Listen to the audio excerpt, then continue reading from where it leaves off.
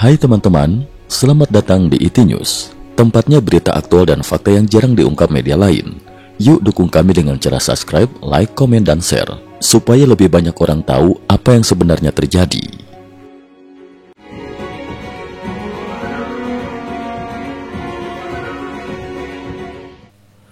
Salam pemirsa, dalam beberapa hari terakhir, wilayah Rostov menjadi pusat perhatian dunia setelah serangkaian insiden kebakaran dan ledakan besar mengguncang dua pangkalan pelatihan militer Rusia.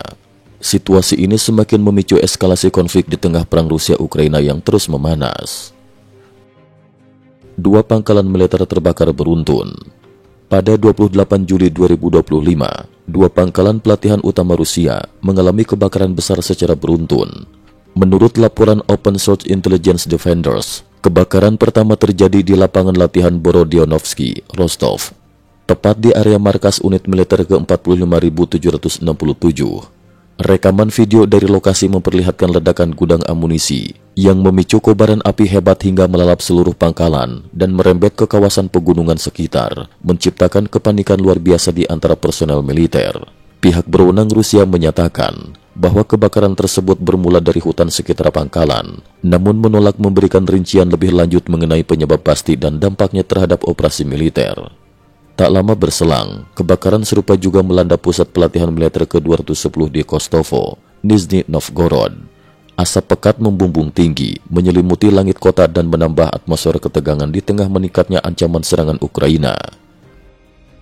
Jaringan kereta api diserang, logistik Rusia terganggu. Tidak hanya pangkalan militer, simpul transportasi vital di Rostov pun turut menjadi sasaran. Usai insiden kebakaran di Borodionovsky, terjadi ledakan hebat di simpul kereta api Salsk. Media setempat melaporkan bahwa gerbong tangki minyak terbakar dan meledak sekitar pukul 02.10 dini hari, yang diduga kuat akibat serangan jarak jauh Ukraina. Dalam sepekan terakhir, serangan terhadap jaringan rel di Rostov meningkat tajam, mengakibatkan gangguan besar pada sistem logistik militer Rusia. Di sisi lain, serangan drone Ukraina juga menghantam wilayah Makivka, Donetsk. Ledakan dan kebakaran dilaporkan terjadi di fasilitas militer Rusia, meskipun data kerusakan masih dalam proses verifikasi. Keberhasilan serangan-serangan ini diyakini didukung oleh sistem intelijen canggih milik Ukraina, termasuk pemanfaatan satelit dari negara-negara barat. Dalam waktu dekat, Uni Eropa akan meluncurkan sistem komunikasi satelit IRIS-2 sebagai alternatif Starlink. Dengan Ukraina, Inggris dan Norwegia ikut terlibat untuk memperkuat dukungan logistik dan operasi militer. Serangan cyber melumpuhkan bandara-bandara utama Rusia. Di ranah digital, Rusia menghadapi gelombang serangan cyber berskala besar. Pada 29 Juli 2025, bandara-bandara internasional seperti Sheremetyevo, Vnukovo, dan Krasnodar mengalami kelumpuhan satelit infrastruktur TI maskapai terkena serangan hacker. Menurut laporan Nexta News, serangan ini menyebabkan kerusakan pada lebih dari 7.000 server dan kerugian mencapai puluhan juta dolar AS. Ribuan penumpang terlantar, jadwal penerbangan kacau, dan operasional bandara lumpuh total. Kelompok hacker Silent Crow asal Belarus mengklaim bertanggung jawab atas serangan tersebut. Namun otoritas Rusia justru menuding kelompok cyber dari Kyiv sebagai dalangnya. Selain serangan cyber, meningkatnya intensitas serangan drone Ukraina juga memaksa penutupan sementara banyak bandara.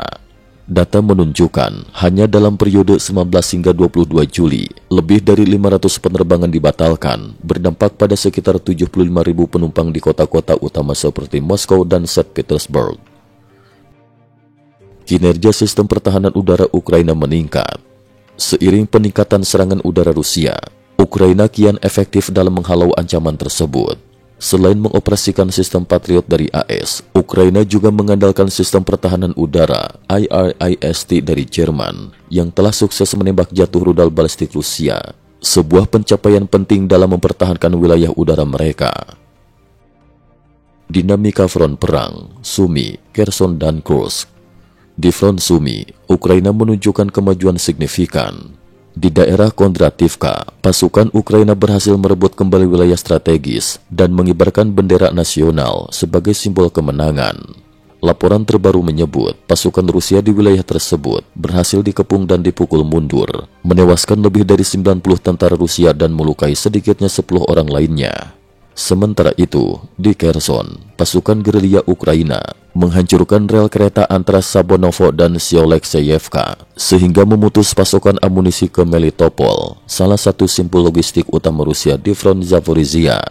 Di Kursk, serangan udara Ukraina yang dilancarkan menggunakan jet tempur MiG-29 berhasil menghancurkan gudang gandum yang diketahui difungsikan sebagai markas militer Rusia. Serangan ini menyebabkan kerugian besar bagi pasukan infanteri berat Rusia. Dominasi drone buatan lokal, kemandirian militer Ukraina menguat. Ukraina kini juga memperkuat kemampuan teknologi drone. Sekitar 95% drone yang digunakan di medan perang saat ini merupakan hasil produksi dalam negeri. Data Kementerian Pertahanan Ukraina menunjukkan bahwa mulai tahun 2025, sebanyak 71,4% peralatan militer yang dibeli merupakan buatan nasional, hampir 2 kali lipat dari tahun sebelumnya. Peningkatan ini dimungkinkan berkat dukungan teknologi dan dana dari negara-negara barat. Kesimpulan, rangkaian serangan dan insiden terbaru di Rostov serta wilayah sekitarnya menunjukkan semakin efektifnya serangan Ukraina yang didukung oleh intelijen dan teknologi barat.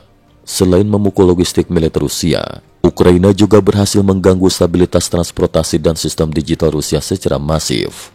Perang di Ukraina kini tidak hanya berlangsung di darat dan udara, tetapi juga di ranah cyber, menandai babak baru dalam perang modern yang semakin kompleks dan tak terduga.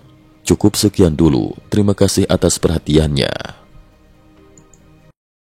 IT News juga memiliki channel di platform kancing.com.